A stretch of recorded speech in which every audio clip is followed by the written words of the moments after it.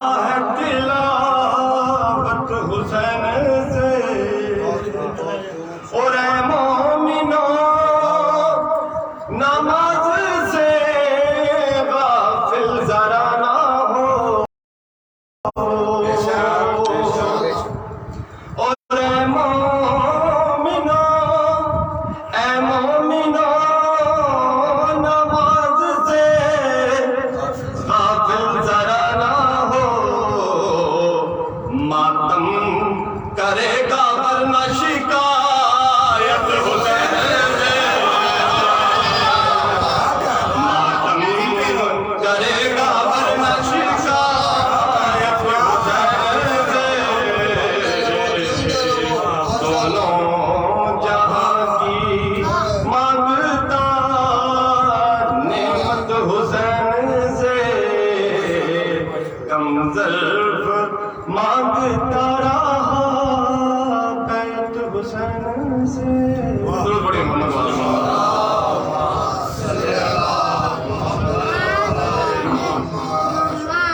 محمد والے محمد صلی اللہ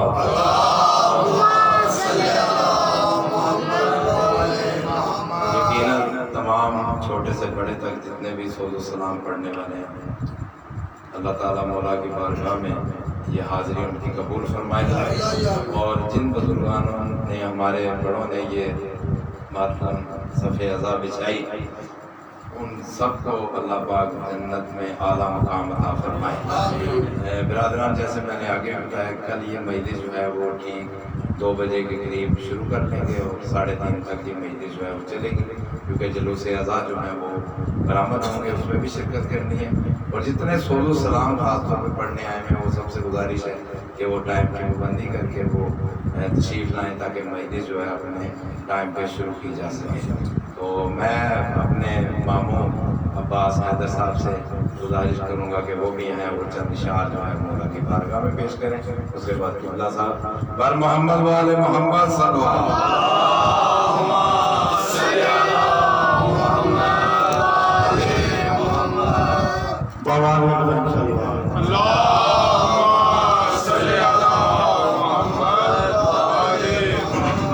اپنی زبانوں کو معطر کیجئے، سہارا دیجئے محمد والے محمد کا، بلند کر پڑھیے صلوات۔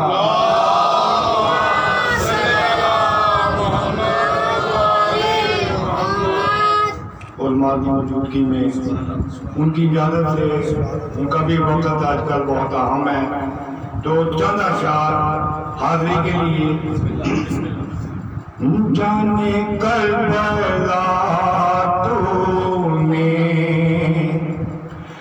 راہ حق دکھا دی ہے، جانے کربلا تو نے راہ حق دکھا دی ہے، ارے موت کے اندھیرے میں ایک شمع سی جلا دی ہے، ارے موت کے اندھیرے میں ایک شمع سی جلا دی ہے، جانے کربلا تو نے سوال پڑھیے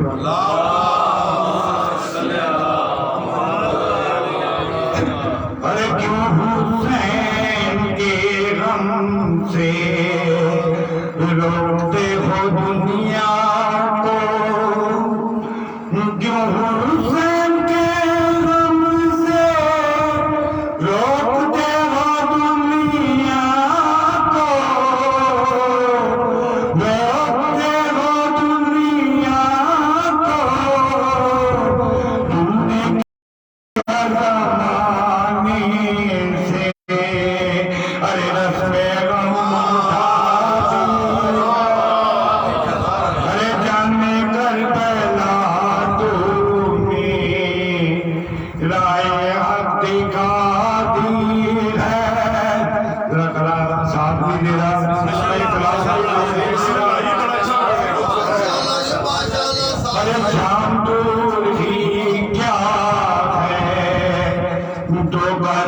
में और बढ़ जा।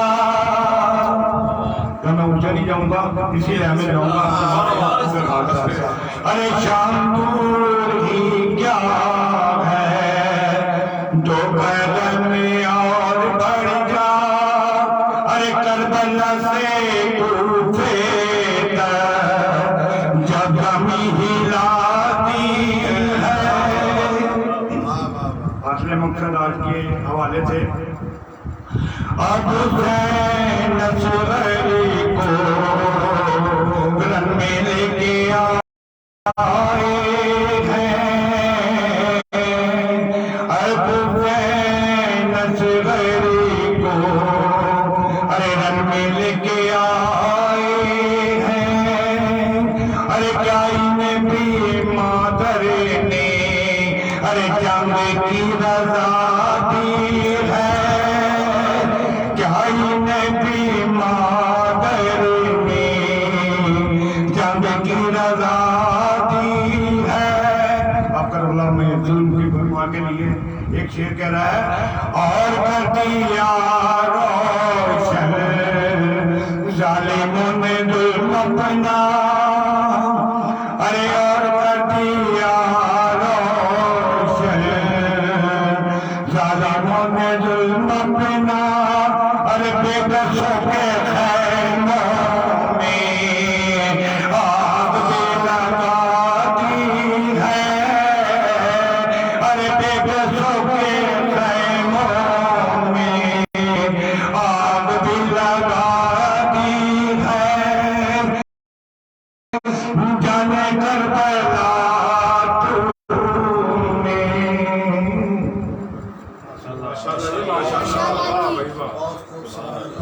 और मोहम्मद वाले मोहम्मद सल्लल्लाहु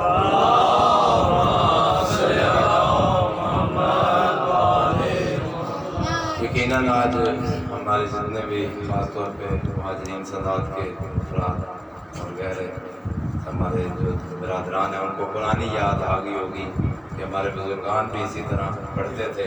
और ये सिलसिला हमने अपनी नस्लों को ट्रांसफ़र करना है और अल्हम्दुलिल्लाह ये उसी के लिए मजालिस हैं। तो मैं अपने जो हमारे बिरादरान पढ़ते हैं उनसे भी गुजारिश करूँगा कि इस सोज़ो सलाम के सिलसिले को, मरसिए को, इसको ज़्यादा से ज़्यादा बढ़ाएँ, अपने घरों में इसकी ज़्यादा से ज़्यादा करें, क्योंकि ये ख़त्म होता जा रहा है।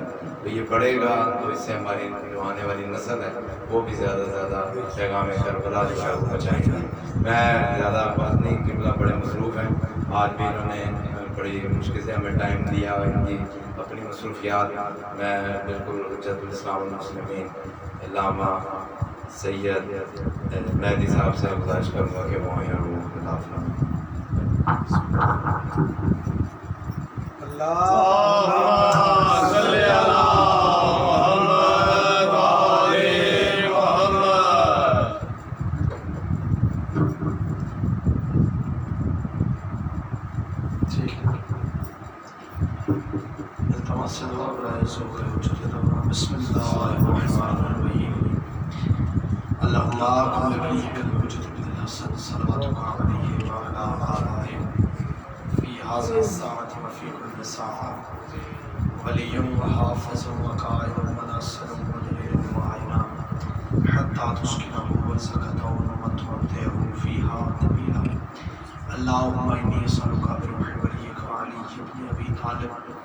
اللهم ارزقني حج بيتك الحرام والزيارة قبر الحسين والشهادة بين يدي القائم عليه السلام.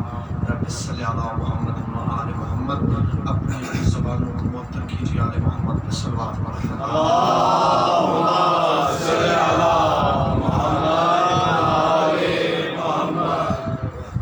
ایک دفعہ بیمار مومنین و مومنات کی صحت کے لیے بھی آل محمد پہ صلوات پڑھی جائے. اللهم صل على محمد وآل محمد. اگر محسوس نہ فرماؤ تو اسی طرح قائم امام زمانہ کی آمد و سلامتی کے لیے بھی صلوات پڑھی جائے. اللهم صل على محمد وآل محمد. اعوذ باللہ من الشیطان الرجیم. بسم اللہ الرحمن الرحیم. الحمد للہ الملک الحق المبین अस्सलातु वस्सलामु अला अशरफिल अंबिया वल मुरसलीन व आलिहि तय्यबीन अत्ताहिरीन मासूमीन मसूमीन महदीयीन अल्लज़ीना अज़हरल्लाहु अन्हुम रिज्सा व तहरहुम तत्हीरा। अल्लाहुम्मा सल्लि अला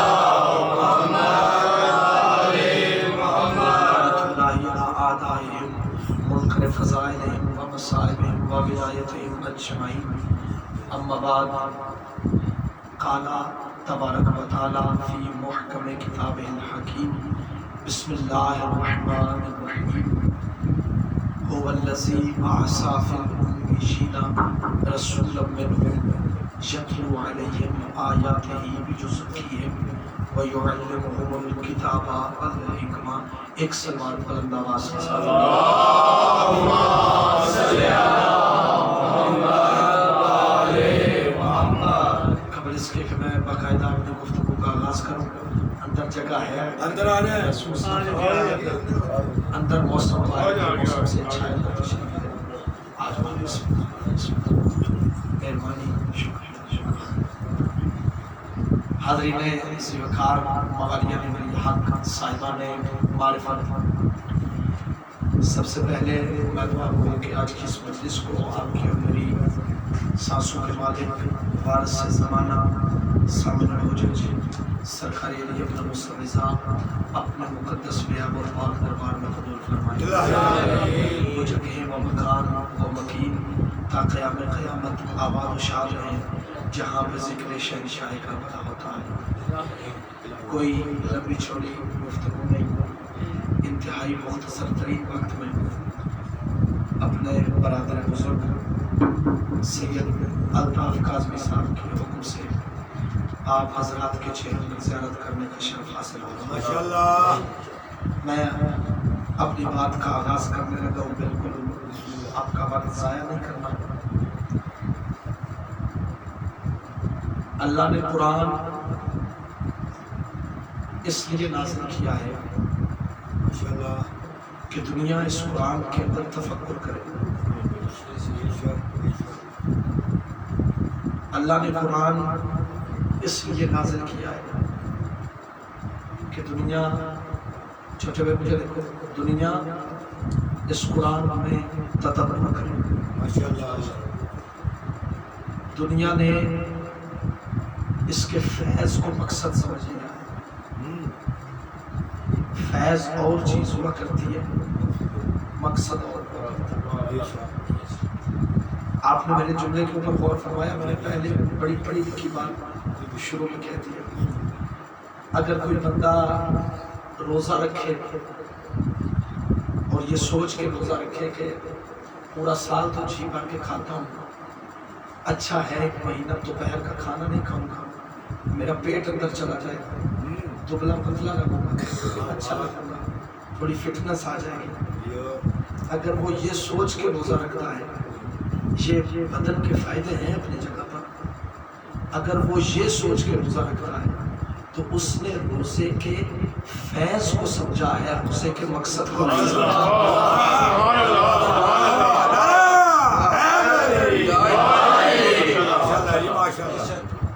इस कुरान के साथ सबसे बड़ा जुल्म ये हुआ, इस कुरान के फैज़ को मकसद समझा गया।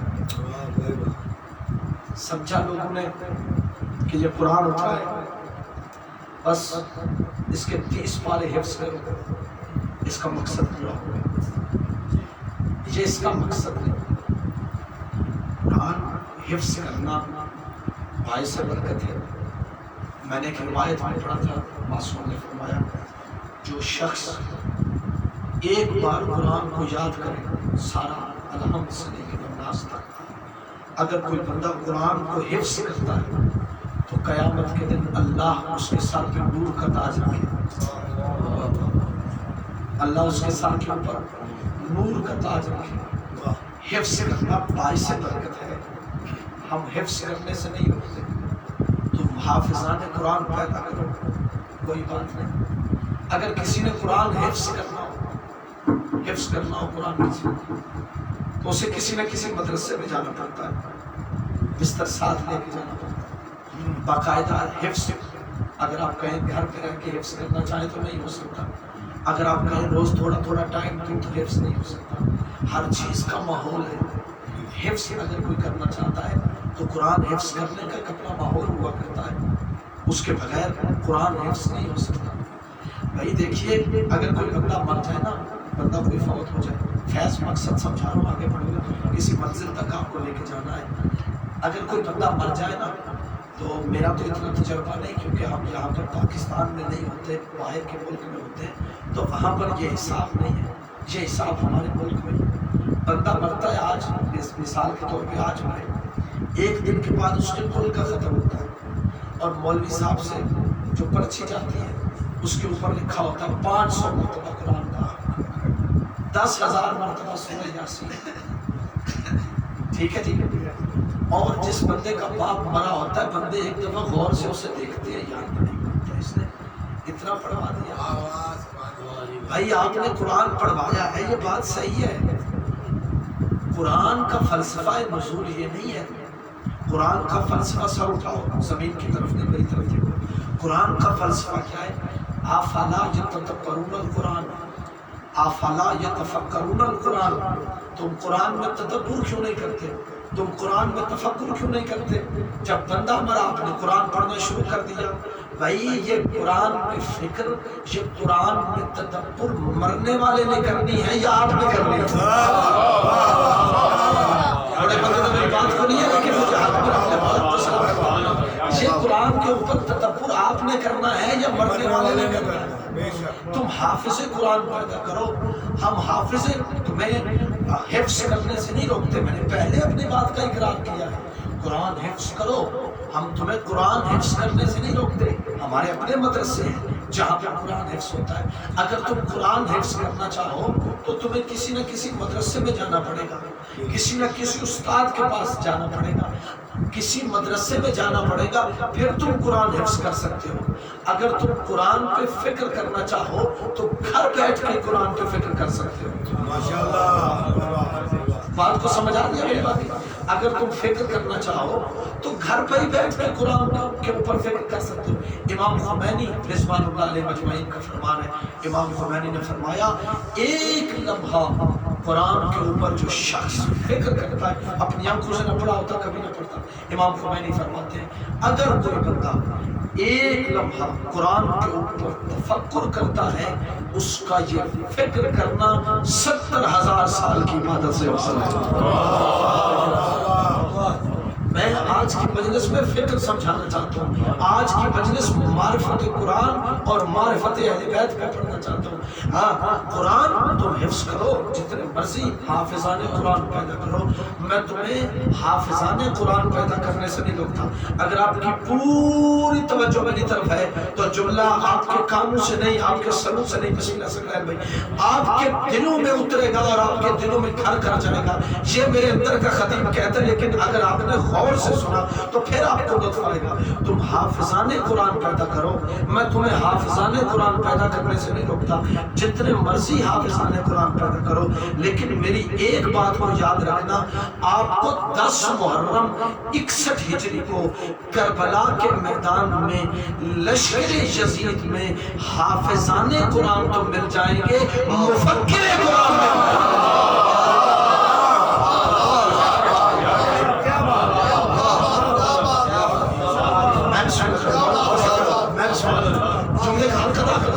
آپ کو 10 محرم 61 ہجری کو کربلا کے میدان میں لشکر یزید میں حافظ قرآن تو مل جائے گا، مفکر قرآن میں ملے گا۔ اگر کوئی قرآن کے اوپر فکر کرتا ہے تو اسے پتا ہے حق اس وقت کس کے ساتھ ہے۔ قرآن کیوں یہ دنیا، قرآن تو کہتا ہے وَلَا رَطَبٍ وَلَا يَابِسٍ إِلَّا فِي كِتَابٍ مُبِينٍ، کوئی خشک ایسا نہیں، کوئی تر ایسا نہیں جس کا ذکر ہم نے قرآن میں نہیں رکھا۔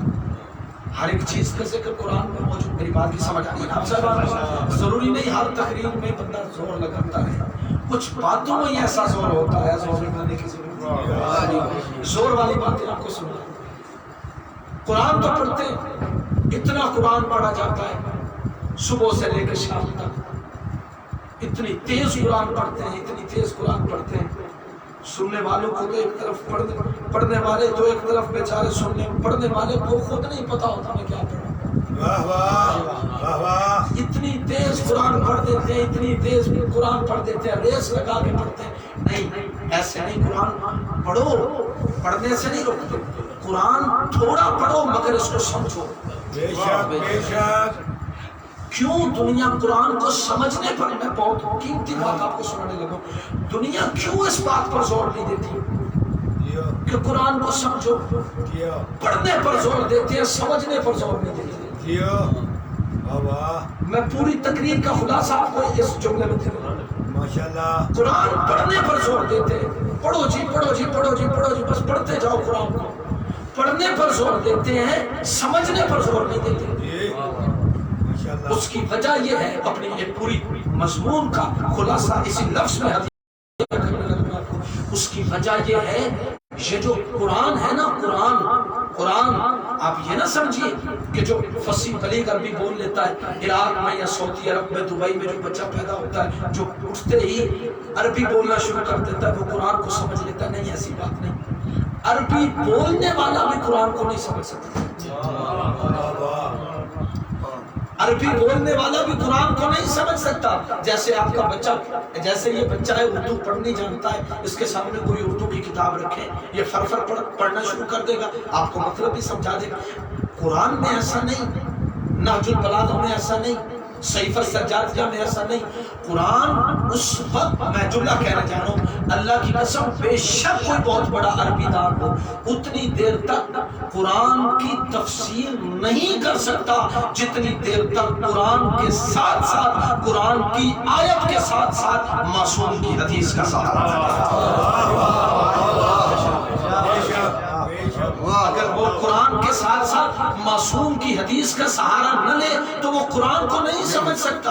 وہ تفسیر پھر رائے ہو سکتی ہے، جو حقیقی اور سچی تفسیر ہے وہ اسی وقت ممکن ہے جب قرآن کے ساتھ ساتھ فرمان جعفر صادق کا رکھا ہے۔ اسی لیے تم نے قرآن پڑھنے کے اوپر زور دیا، تم نے وارثان قرآن کے متعلق کیوں نہیں بتایا؟ قرآن اس وقت تمہیں فائدہ دے گا، قرآن اس وقت تمہیں اس جگہ پر لے کر جائے گا جس کے لیے اترا ہے۔ پہلے اس قرآن کی قیمت ادا کرو، توجہ آپ سوال کی میری طرف، پہلے اس قرآن کا اجر دو، جب تم اس قرآن کا اجر دو گے پھر تمہیں قرآن فائدہ دے گا، پھر تمہیں قرآن ہدایت کرے گا۔ پہلے اس قرآن کا اجر دو۔ آپ کہیں گے یہ کیسے ہو سکتا ہے؟ قرآن ساتھ اٹھائی میری طرف، قرآن کا اجر کیا ہے؟ قرآن کا اجر کون دے سکتا ہے؟ اتنی قیمتی کتاب ہے، اس کا تو کوئی ایک حرف کا بدلہ بھی نہیں دے سکتا۔ اگر آپ قرآن خریدیں تو جلد پہ لکھا ہوتا ہے ہدیہ، قیمت نہیں، اس کی قیمت نہیں کوئی دے سکتا۔ میں کہتا ہوں ہر قاری، ہر قرآن پڑھنے والا پہلے قرآن کا اجر دے پھر قرآن پڑھے۔ کیا پہلے قرآن کا اجر دے پھر قرآن پڑھے۔ اگر اجر دیے بغیر قرآن پڑھے گا تو قرآن کو کوئی فائدہ نہیں۔ ایسے ہے جیسے کوئی کافر قرآن پڑھتا جائے۔ کافر کے قرآن پڑھنے میں اور مومن کے قرآن پڑھنے میں یہی تو فرق ہوا کرتا ہے۔ کافر بغیر معرفت کے پڑھتا ہے، مومن جب پڑھتا ہے تو معرفت کے ساتھ پڑھتا ہے۔ کافر اور مومن میں یہی فرق ہے۔ اچھا، قرآن کا پہلے اجر دو۔ مثال کے طور پہ میں کپڑا خرید، بڑی توجہ اس بات کو، میں کپڑا خریدتا ہوں، کپڑا خریدنے کے بعد میں لے جاتا ہوں درزی کے پاس، اور درزی کو جا کے کہتا ہوں یار یہ اچھا سا ایک لباس، ایک سوٹ سی دے، وہ ایک میرا لباس سی دیتا ہے۔ میں اگلے دن اس کے پاس جاتا ہوں، جا کے کہتا ہوں وہ جو کپڑا کل دیا تھا وہ بن گئے کپڑے؟ وہ کہتا ہے جی بن گئے، تیار، دھو کے استری کر کے رکھ دیا۔ میں کہتا ہوں ٹھیک ہے یار میں بدلنا چاہتا ہوں، وہ جگہ دیتا ہے، میں کپڑے بدل لیتا ہوں، نئے کپڑے پہن لیتا ہوں، اور جو ہر وقت توجہ چاہتا ہوں کپڑے نئے پہن لیتا ہوں۔ اور اب اس نے مطالبہ کیا جی میرا جو حق زحمت بنتا ہے وہ شاہ صاحب دے کے جائیے، اعلیٰ صاحب دے کے جائیے، تو میں اس کے ساتھ لڑنا شروع کر دیتا ہوں۔ میں تو کچھ بھی نہیں کرتا، یعنی بغیر اجر دیے میں اس کی دکان سے باہر نکلا اور وہ بیچارہ چپ ہو کے بیٹھ گیا کہ اللہ تو دیکھ رہا۔ اب میں نے کپڑے پہنے، یہ خاموشی نہیں، آپ کی توجہ ہے، ایسے وہ نئے کپڑے پہنے، اور نئے کپڑے پہننے کے بعد اب یہ فقہ کا مسئلہ ہے، فقہ جعفریہ کا، نئے کپڑے پہنے، درزی کو اس کا حق زحمت نہیں دیا، اس کا اجر نہیں دیا، اور ایسے وضو کر کے میں پہلی صف میں جا کے کھڑا ہوں،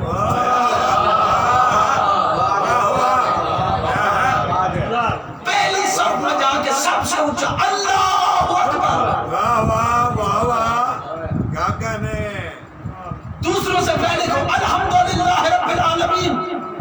مجھے بتائیے کیا نماز فائدہ دے گی؟ نہیں دے سکتی، الٹا نماز میرے منہ پہ لعنت کرے گی۔ پہلے حقوق العباد ادا، پہلے حقوق العباد ادا کر، پھر حقوق اللہ کی طرف آ۔ بھائی اگر درزی کو اس کا حق نہ دیا جائے، اس کی قیمت نہ دی جائے، بغیر درزی کو اس کی اجرت دیے بغیر کپڑے پہن کے مصلی پر بندہ کھڑا ہو جائے تو نماز فائدہ نہیں دے سکتی۔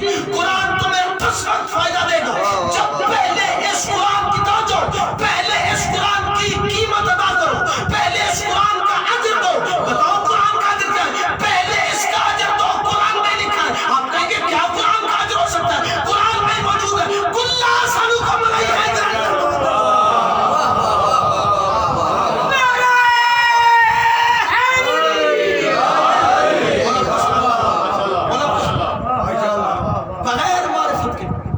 نبی نے ایسے نہیں کہا تھا انی تارکم فیکم ثقلین، کتاب ثقلین سکل سے نکلا، سکل، سکل کا مطلب آپ جانتے ہیں وزنی چیز، وزنی چیز کو سکل کہا جاتا ہے۔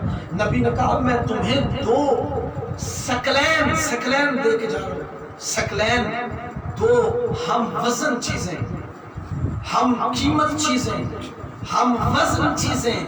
نہ قرآن کی طہارت میں شک ہو سکتا ہے، نہ ان کی طہارت میں شک ہو سکتا ہے۔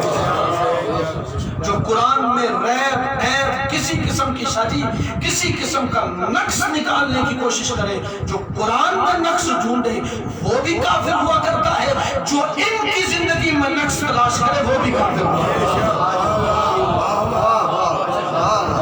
انہیں قرآن کے اوپر رٹا لگانے کو زور دیا اس لیے ہے کہ کہیں یہ قرآن کو سمجھنا نہ شروع کر دیں۔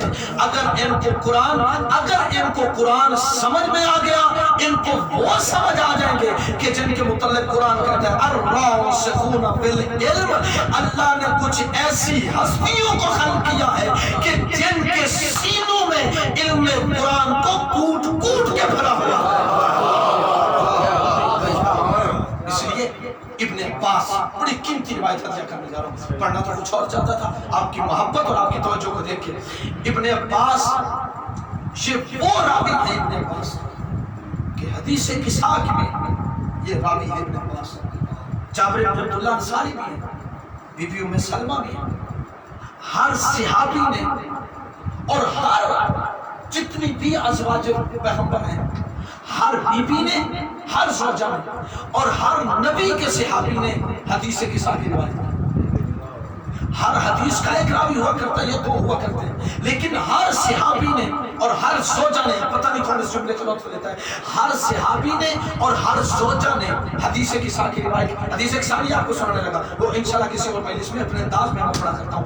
ہر صحابی نے اور ہر زوجہ پیغمبر نے حدیث کسا کی روایت کی ہے، جبکہ یہ ہوئی ایک حجرے میں، بی بی ام سلمہ کے حجرے میں ہوئی ہے، ٹھیک ہے نا، وہیں پر ہوئی تھی نا، بی بی ام سلمہ کے حجرے میں ہوئی تھی۔ بھائی حدیث کسا ہوئی ایک حجرے میں ہے، نبی نے دہرائی ہر حجرے میں ہے،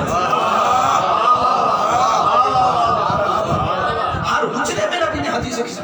اور ابن عباس یہ کہتے ہیں مولا کے پاس میں بیٹھا ہوا تھا ایک دن، اور میں نے مولا کے پاس بیٹھ کے کہا مولا آج میرا جی چاہتا ہے کیوں نہ آپ سے علم تفسیر حاصل کیا۔ ابن عباس کہتے ہیں کیوں نہ علم تفسیر حاصل کیا جائے۔ مولا نے کہا ٹھیک ہے سیکھ لو۔ اس نے کہا مولا شروع کرتے ہیں، توجہ آپ سمجھ شروع کرتے ہیں۔ مولا نے بسم اللہ سے تفسیر شروع کی، بسم اللہ سے۔ اب جو میرے آقا نے تفسیر شروع کی اس وقت عشاء کی نماز میرے مولا نے پڑھائی تھی، یہاں تک کہ میرے مولا تفسیر کرتے گئے تفسیر، آذان فجر کا وقت شروع ہو گیا اور بسم اللہ کی تفسیر ختم ہو گئی۔ آذان فجر ہو گیا لیکن بسم اللہ کی تفسیر ختم نہیں، اور مولا نے اٹھتے وقت ابن عباس سے جملہ کہا۔ میرے مولا نے کہا ابن عباس اگر 70 اونٹ عربی اونٹ 70 تو بڑا وزن اٹھا لیتے ہیں 70 عربی اونٹ لائے جائیں ان کے اوپر کاغذ رکھے جائیں اور علی بسم اللہ کی تفسیر کرنا شروع کرے ان 70 اونٹوں کی پشتیں ختم ہو جائیں گی بسم اللہ کی تفسیر ختم ہو جائے گی بسم اللہ کی تفسیر ختم نہیں ہو سکتی اور اسی مقام پر یہ جو حدیث آپ کے دلوں کے اوپر لکھی ہوئی نا میں نے اس لیے بتایا تاکہ آپ کو پتہ چل جائے روایت کی سے مولانا نے فرمایا ابن عباس یاد رکھ کہ تحقیق جتنی کتابیں اتری ہیں جتنے صحیفے نازل کیے گئے ہیں اللہ نے ان سب کا علم قرآن میں رکھا ہے اور قرآن کا سادہ خلاصہ سورہ یاسین میں رکھا ہے اور یاسین کا خلاصہ سورہ فاتحہ میں رکھا ہے اور سورہ فاتحہ کا خلاصہ بسم اللہ میں رکھا ہے اب ہر بندے کی زبان حرکت کرے اور مسکرا کے میری طرف دیکھنا اور بسم اللہ میں رکھا ہے اور بسم اللہ کا خلاصہ اس با کے نقطے میں رکھا ہے انا نقطہ تو تحت البائے وہ جو با کے نیچے نقطہ ہے وہ میں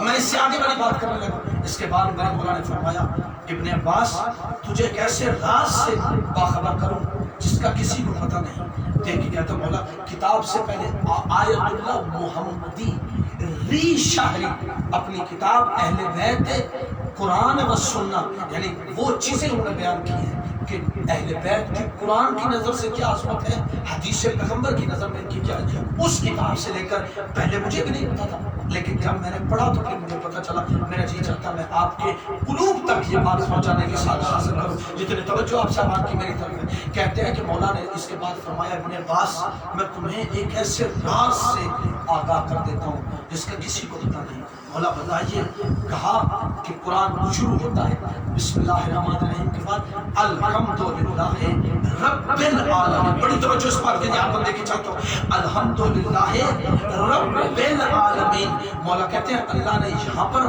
رب العالمین نہیں کہا رب العالمین نہیں کہا بلکہ رب العالمین کا ہے یعنی رب کے بعد اللہ نے ایک اور بے کو مخفی رکھا ہے رب پھر بے اور پھر عالمین توجہ کرنے کا جب وہ بات اٹھانے کا رب پھر بے اور پھر عالمین مولا فرماتے ہیں رب کے بعد ایک بے ہے اور پھر عالمین ہے یعنی ایک طرف رب ہے اور ایک طرف عالمین ہے درمیان میں اللہ نے ایک بے کو رکھا ہوا ہے اور اس بے میں ایک نقطہ ہے کہ جو عالمین کو اس کے رب کے ساتھ ملا دیتا ہے ابن عباس وہ نقطہ کوئی اور نہیں وہ میں علی سے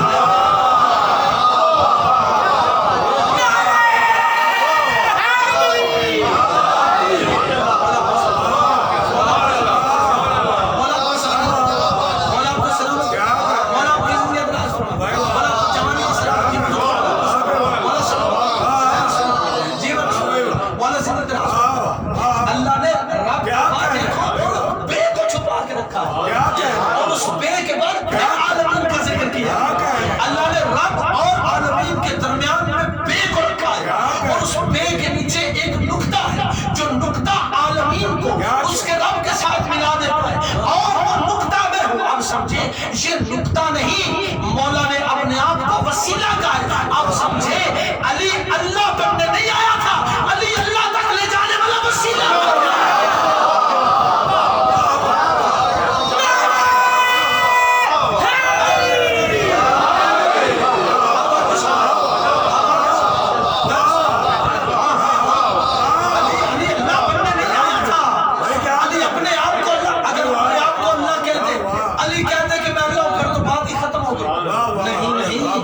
اللہ میں نہیں بلکہ اللہ وہ ہے کہ میں سجدے میں سر رکھ کے جس کو کہتا ہوں مالک دو لوگ ہیں جو تیری عبادت کرتے ہیں ایک وہ ہے جو اس لیے تیری عبادت کرتے ہیں ان کو جنت میں جانے کا شوق ہے دوسرے وہ ہیں جو اس لیے تیری عبادت کرتے ہیں ان کو جہنم کی آگ سے ڈر لگتا ہے علی نہ تیری عبادت نہ جنت کے شوق میں کرتا ہے نہ جہنم کے خوف میں کرتا ہے نہ جنت کے شوق میں کرتا ہے نہ جہنم کے خوف میں کرتا ہے بجتوں کا اہلن علی تجھے اس قابل سمجھتا ہے تیرے سامنے سر رکھا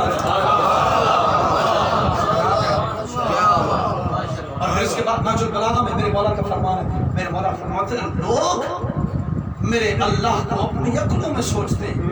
वो ऐसा है, वो ऐसा है। एक इल्म कलाम का बहुत बड़ा नुक्ता मेरे ज़हन में मैं आपके हवाले करने लगा और जुमला मसाइब का पढ़ता हूँ। मेरी तवक्को से अच्छा आपने फज़ाइल सुना है, मुझे थोड़ी जल्दी है, मैंने आगे पहुँचना है। कहा इल्म कलाम का एक नुक्ता पेश करने लगा। मेरे मौला ने फरमाया लोग कुमैल से, कहा था मेरे मौला कुमैल से, कुमैल बहुत बड़ा राजदान है मेरे मौला का। हाँ, मैं और आप चले जाए, हमारे ज़र्फ छलक जाए। मौला फरमाते हैं कल्लम नास अला क़द्रि उक़ूलिहिम, लोगों के साथ उनकी अक्लों के मुताबिक गुफ्तगू करो।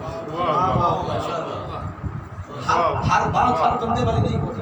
कुमैल उसका ज़र्फ इतना बुलंद था कि इतनी अजीम दुआ कुमैल ने की और आज तक हमारे पास कुमैल की दुआ मौजूद है।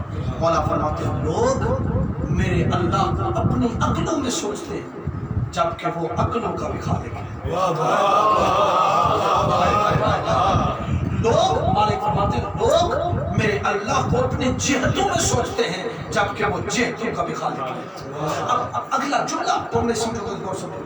मौला फरमाते हैं कुमैल जरा मुझे आज एक बात तो बता, कुमैल एक बात तो बता। जी मौला हुक्म कीजिए। कुमैल मुझे बता अल्लाह कैसा है। पूरी तवज्जो ना समझ में जो बंदे बाहर बैठे हो, कुमैल बता अल्लाह कैसा है। देख के कहने लगा मौला बताया तो उस चीज का जाता है जो देखी। अगर कोई मुझसे पूछे अली कैसे है तो मैंने जैसा आपको देखा है बयान कर दूंगा। मैंने तो अल्लाह देखा ही नहीं, अल्लाह देखा नहीं आपसे सुना है मान गया। मैंने तो अल्लाह को देखा ही नहीं। देखी वो बताई वो चीज जाती है, सुनाई वो चीज जाती है, समझाई वो चीज जाती है कि जो देखी जाए। अगर कोई आपसे पूछता है इंतजार कैसी तकरीर करता है, जैसा किसी को मना कर उसने बता दी। कोई कहेगा कि माशाल्लाह जी बहुत अच्छा, कोई कहेगा कोई नहीं यार हर किसी का अपना सही है। भाई कुमैल से पूछने मौला, कुमैल से, कुमैल बताओ तो सही मेरा अल्लाह कैसा है। कुमैल कहता मौला नहीं देखा। मौला ने कहा कुछ ना कुछ तो तुम्हारे ज़हन में, कुछ ना कुछ तो तुम्हारे ज़हन में है ना, ऐसी बात तो बताओ, बयान तो करो। कुमैल देख के कहता मौला मैं क्या बता सकता हूँ। मौला कहता है आंखें बंद करके सोच, कुछ ना कुछ तो तेरे ज़हन में आ गया। कुमैल ने कहा ठीक है मौला। कुमैल ने आंखें बंद की, आंखें बंद करने के बाद खोली, देख के कहता मौला सोचा है अल्लाह ऐसा है ऐसा है ऐसा है ऐसा है।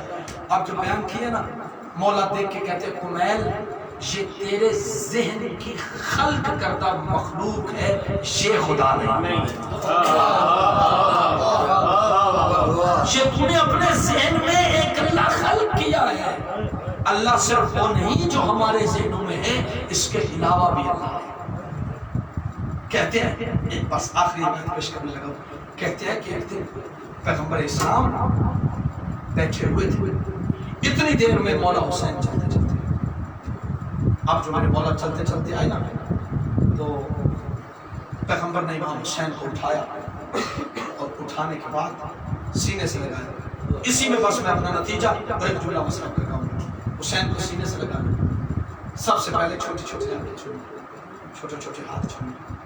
आप जैसे हाथ छूए ना, ये पास बैठी हुई थी, ये देख के कहने लगी आप हुसैन से बड़ा प्यार करते हैं। नबी ने कहा हाँ मैं हुसैन से बड़ी मोहब्बत करता हूँ। कहा हमारी तरफ भी देखिए ना, हम भी बैठे हैं। नबी देख के कहते हो मेरा जो तरफैन की किताबों में, शिया सुन्नी किताबों में मिलता है। नबी देख के कहने लगे हुमैरा जो जिंदगी में एक दफा मेरे इस बेटे हुसैन की ज़ियारत करता है, अल्लाह उसे एक हज मकबूला का सवाब अता करता है। मकाम फज़ाइल पर आंखों से आंसू निकल आए, अपनी गुनाहों का माफी मांगिएगा।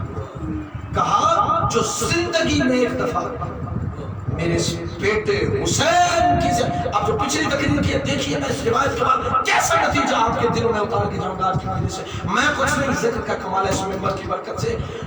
जो एक बार इसकी ज़ियारत करेगा अल्लाह उसे एक हज का सवाब अता करेगा।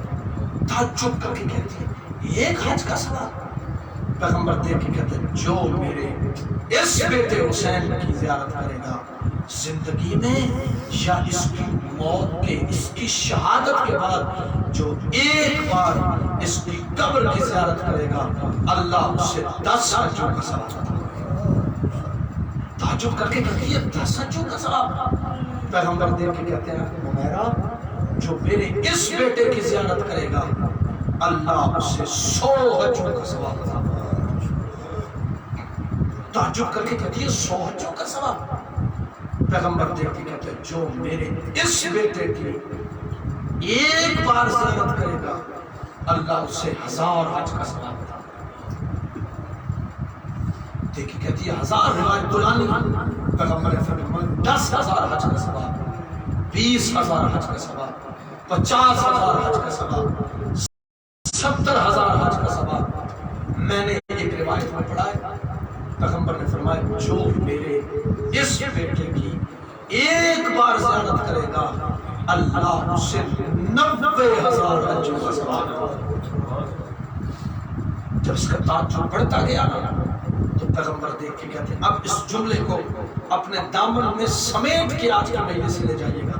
پیغمبر دیکھ کے کہتے ہیں جو میرے اس بیٹے کی انشاءاللہ آپ نے مجھے پھر خدمتوں کا موقع دیا تو ایک پوری مجلس میں آپ کو سناؤں گا عظمت زواری امام حسین کی. جو امام حسین کی زیارت کرتا ہے نا اللہ اسے کیا عطا کرتا ہے انشاءاللہ میں آپ کو سناؤں گا. بس میں آگے بڑھنا چاہتا ہوں. پیغمبر نے فرمایا ایک حج امتی کا حج ہوا کرتا ہے, ایک حج نبی کا حج ہوا کرتا ہے, ایک حج رسول کا حج ہوا کرتا ہے, اور ایک حج میں محمد کا حج ہے. اب جو نہیں گئے کربلا انشاءاللہ اسی سال جاؤ, جو گئے ہو اپنی سواری کی قیمت آج کی مہینے سے وصول کر کے جانا. میرے مولا دیکھ کے کہتے ہیں ایک حج امتی کا حج ہے, ایک حج نبی کا حج ہے, ایک حج رسول کا حج ہے, اور ایک حج میں محمد کا حج ہے. عام حجوں کا نہیں, اللہ ان 90,000 حجوں کا ثواب عطا کرتا ہے جو حج اپنی زندگی میں خود میں محمد نے کی. حج کرنے کے بعد پریشان رہتا ہے, پتہ نہیں میرا حج قبول یا نہیں, پتہ نہیں میرا حج درجہ قبولیت پر پہنچا یا نہیں. لیکن جو زیارت حسین کر کے آتا ہے اللہ اسے مشبش حجوں کا نہیں بلکہ قبول شدہ حجوں کا ثواب عطا کرتا ہے. میں نے اس لیے یہ روایت پیش کی ہے. پچھلی جو بات کی وہ توحید کی بات میں نے کی ہے, تو اس لیے میں نے یہ بات کی ہے کہ اگر اس وقت روح زمین پر اگر کوئی وہ مقام کہ جہاں سے ہمیں توحید کا زندہ اور جاوید جلوہ نظر آتا ہے تو وہ کربلا کا. اسی کے اوپر میں ایک لفظ مسائل کا دیا کر دیتا ہوں. کربلا زندگی میں ایک بار ضرور جانا. ایسا تو کبھی انسان کا پورا ہو ہی نہیں سکتا. زندگی کے معاملات تو ختم ہو ہی نہیں سکتے. زندگی میں ایک بار کربلا کی زیارت ضرور کرنا. اور جو کربلا گئے ہو, میں نے یہ جملہ کربلا میں کہا تھا. میں نے کہا تھا کربلا کے ساتھ ایک امام بارگاہ میں مجلس تھی, پڑھنے کا شرف حاصل ہوا تو میں نے زائرین سے کہا تھا بہت بڑا اجتماع تھا. میں نے کہا جو مولا کی زیارت پر آئے ہو نا تم یہ نہ سمجھنا کہ ہم پیسوں کے ساتھ آئے. نہیں, یہ حماقت نہ کرنا. کربلا انسان پیسوں کے ساتھ نہیں جاتا, وہی کربلا جاتا ہے جسے سکینہ کے بابا خود بلاتے ہیں. ہر کوئی کربلا نہیں جاتا. میں نے بڑے بڑے امیر لوگوں کو, بادشاہوں کو دیکھا ہے جو کربلا نہیں جا سکتے, لیکن میں نے بھیک مانگنے والوں کو کربلا. اپنے بلاوے کا انتظار کرو, کربلا ضرور جانا. ایک بار کربلا جا کے غریب کی مقتل ضرور دیکھنا. اللہ سید زادے کی محنت کو اپنے بارگاہ میں قبول فرمائے. سید کی توفیقات خیر میں مولا فرمائے. ان کے والد گرامی کی قبر کے اوپر اللہ اپنی رحمت کا نزول فرمائے, ان کے گناہ معاف فرمائے. عزاداروں, میرا جی چاہتا ہے 2-3 منٹ 5 منٹ جو میرے پاس بچے ہیں، میرا جی چاہتا ہے آج کی مجلس میں اس بیوی کو پرسہ دیا جائے کہ بعد از واقعہ کربلا جتنی دیر تک وہ بیوی زندہ رہی، جتنے بزرگ میرے سامنے بیٹھے ہو، جتنی دیر تک زندہ رہی نہ ٹھنڈا پانی پیتی تھی نہ چھاؤں میں بیٹھتی تھی۔ اللہ تعالیٰ نے مظلوم کائنات ایک دم میں بسم اللہ کرو بزرگ مولا کو سلامت رکھے، کہتے ہیں اتفاق ایک کاروان کربلا میں جاتا ہے ایران سے، اور جا کے کربلا میں انہوں نے کربلا کے تمام شہداء کی قبروں کی زیارتیں کی۔ اب جو زیارت کر چکے تو ایران کے بہت بڑے مجتہد تھے جو عراق میں رہتے تھے، ان سے کہا ہم نے کربلا کے میدان میں ہر شہید کی، اگر تیرا ذہن مجلس میں ہے نا، یہ جملہ خطابت نہیں حقیقت ہے، مجھے اللہ کی قسم ہے، یہ جو پڑھنے والا کہتا ہے نا آنکھ جانے اور شام کی ملکہ جانے، یہ جملہ درست ہے، اگر تیرا ذہن مجلس میں ہے تو دل دکھا دینے والا جملہ میں کہنے جا رہا ہوں۔ انہوں نے ہر کہا، آیت اللہ کشمیری تھے وہاں پر، ایران کے مجتہد تھے، ان سے کہا ہم نے کربلا کے میدان میں ہر شہید کی قبر کی زیارت کی ہے، لیکن ہمیں کربلا کے کسی مقام پر حسین کے علی اصغر کی قبر نظر نہیں آئی۔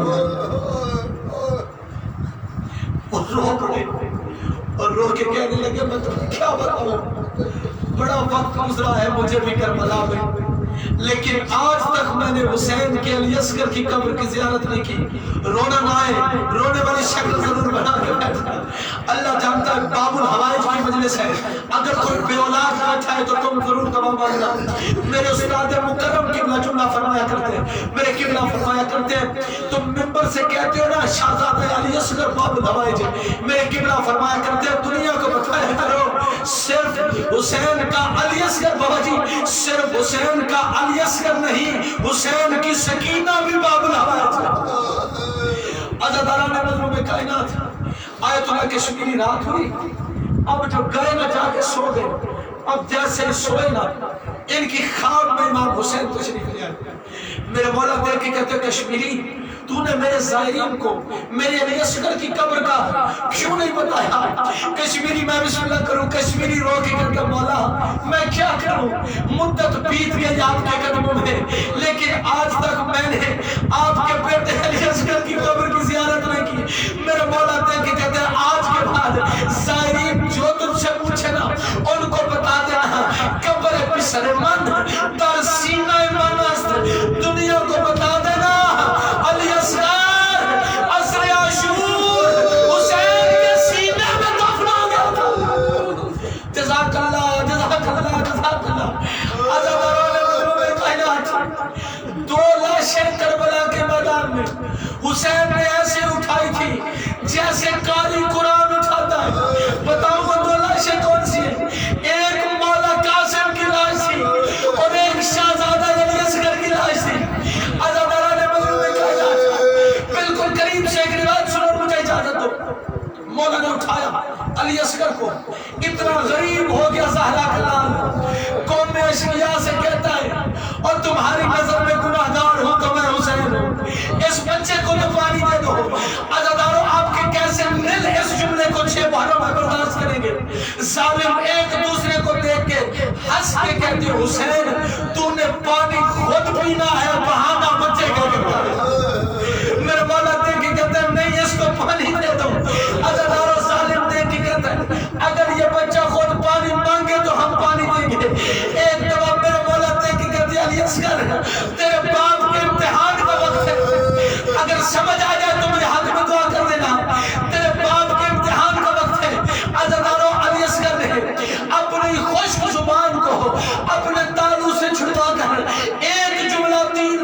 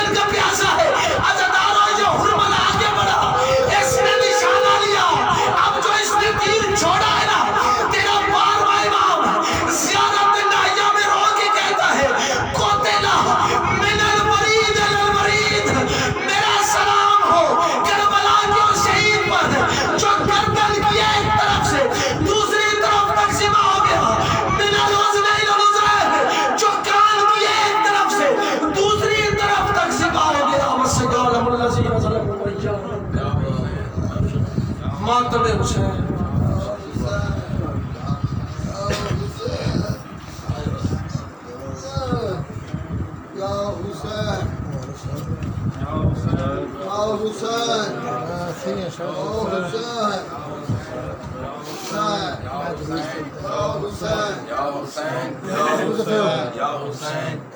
سارے ماتم میں شامل ہو سارے شامل نو ویکھ دھپتے بھول گئے رباب چھاواں اصغر نو ویکھ دھپتے بھول گئے رباب چھاواں اصغر نو ویکھ دھپتے بھول گئے رباب چھاواں اصغر نو ویکھ دھپتے بھول گئے رباب چھاواں اصغر نو ویکھ دھپتے بھول گئے رباب چھاواں اصغر نو ویکھ دھپتے بھول گئے رباب چھاواں